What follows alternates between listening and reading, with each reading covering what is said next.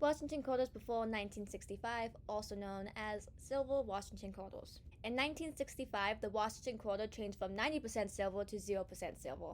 The silver Washington quarter was made from 1932 to 1964. It was designed by John Flanagan. The obverse head's design features a bust of George Washington by John Flanagan. The tails has an eagle with wings spread standing on a bundle of arrows with 2 olive sprays beneath it. How much is your Washington quarter? This is how you can tell. Value depends on the date, condition, and the mint mark. Dates and mint marks go hand in hand. The date is located in the front, while the mint is located in the back of the silver coins. There are 3 different types of mint marks. There is the Philadelphia one, which means it was manufactured in Philadelphia. This one has no mint mark. There is it being manufactured in San Francisco, which then it has an S. And there is also it being manufactured in Denver, where it has a D. It is underneath the olive branch and above the $quarter lettering. Rare dates and mint marks include 1932S, 1932D, 1932P, and 1936D.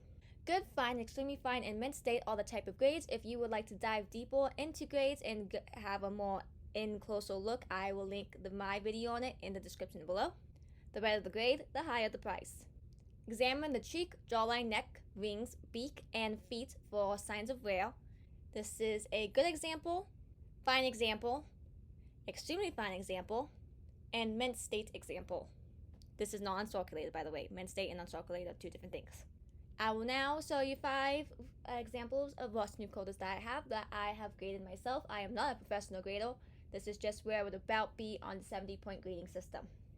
Also, if your coin has any rare errors, it could make your coin worth a lot more, but I will get into that in a separate video because that's a whole other topic by itself. I am not a professional coin grader for these coins. I just did it to where they would about be in the 70-point grading scale. So I'm going to go from the latest to earliest date I have. Okay, so the first one I have here is a 1956 Philadelphia very fine coin. Philadelphia means it has no mint mark. It's a very fine coin because it has moderate wear, some vinyl elements are still visible, and the Morse entire alphabet can be read still. For the 1956 Pennsylvania very fine coin, based on the USA coin book, it goes for $8.85. The next one I have here is a 1953S, it was minted in San Francisco in very fine condition. It is in very similar condition as the last one I showed you.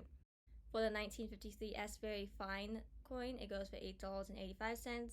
This is a 1952S or San Francisco minted fine condition coin. It is in fine condition because it's not as good in condition as the last 2 I showed you, and it is extremely used, whereas even main design elements are clearly visible and rims are almost separated from the field. For the 1952S fine condition coin, it goes for $8.85.